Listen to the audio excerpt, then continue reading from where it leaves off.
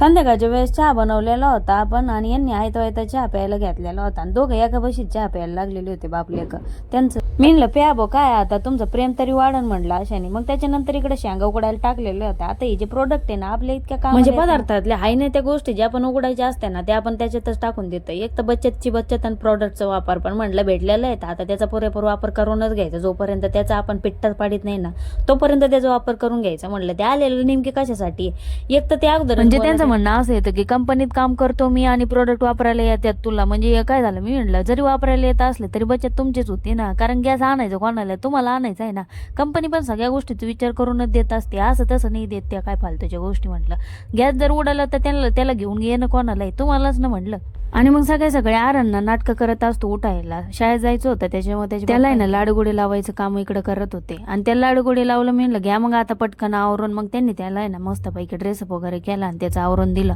आणि मग नंतर आहे ना मग त्यांचा नाश्ता वगैरे करून दिला. मग मी त्यांनी पण नाश्ता केला ना आरुनी पण नाश्ता केला नेहमीप्रमाणे. आरुल दिला ना मग शाळेत पाठवून.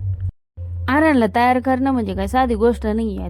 त्याला मस्तपैकी परफ्यूम वगैरे लावून मग त्याला पावडर आणि मग त्याची कंगवा वगैरे मग याच्यातच त्यांना भरपूर वेळ जातो. तुला नाटकं करतो मग त्याचे बाप्पा त्याचं हे आवरून देत असते. म्हणजे मला जर वेळ नसला तर बरं का. नाही तर तुम्ही म्हणता ना काय आता दररोज आर्यनचे पप्पाच करते तर हा ते काय करायला मोकळे नाही. इथं आपल्यालाच करावं लागतं. एखाद्या दिवशी लईच लोडा असला उशीर झालेला असला ना मग करू लागत तेव्हा. त्याच्यानंतर सॉक्स घेऊन आलेलो होतं आरणला नवीन मिळलं घालून टाका त्याला. कारण कसं थंडी भरपूर वाढलेली आहे. आणि ना सॉक्स घातले ना जरा पायाला त्याच्या बरोबर मग घालून दिले. काय नवीन सॉक्स काढले तो पण आनंदी झाला ना नवीन बघून. असं काही नवीन बघितलं का. लहान लेकरं कसे लय खुश होते. आपण लहान होतो ना तेव्हा आपण पण लय खुश व्हायचो जेव्हा आपल्याला काही गोष्टी नवीन भेटायच्या तेव्हा. एक तर नवीन गोष्टी लवकर भेटत नव्हत्या आणि भेटल्या ना का मग त्याचं काय सांगावं तो गगनातच असायचो आपण त्यावेळेस. मग नवीन गोष्टी घेऊन मग ते काय वर्षभर नवीनच राहायचे त्या गोष्टी आहे का नाही. तुम्ही पण सहमत असाल.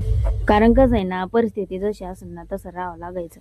आणि इकडे तुम्हाला खरकट भांडा दाखवायचं कारण हेच की आरांच्या बाप्पांनी सगळी भाजी तर खाल्ली होती पण 2 शेंगा दिलेल्या त्या काय त्यांना गिळल्या गेल्या नाही. त्यांना शेंगा अजिबात आवडत नाही त्या तशाच ठेवतात. आता ते सगळ्या शेंगा मला वापकावं लागतात नाही तर काय फेकण्यात जाते. आणि इकडे आहे ना आपल्या पत्र्याला असं नेहमीप्रमाणे घाम आलेला होता की त्याने अख्खी फरशी आणि गोदाड्या ओल्या केलेल्या होत्या. काय करावं याला काहीतरी उपाय असं तर सांगा इकडं. आणि इकडं बाहेर आहे ना तुम्हाला मागं सांगितलेलं होतं आणि मी इकडे सफाई होणार म्हणून तेच काम चालू होतं. तर भेटूया नेक्स्ट व्हिडिओमध्ये. तोपर्यंत आपल्याला फॉलो लाईक पण करून घ्या.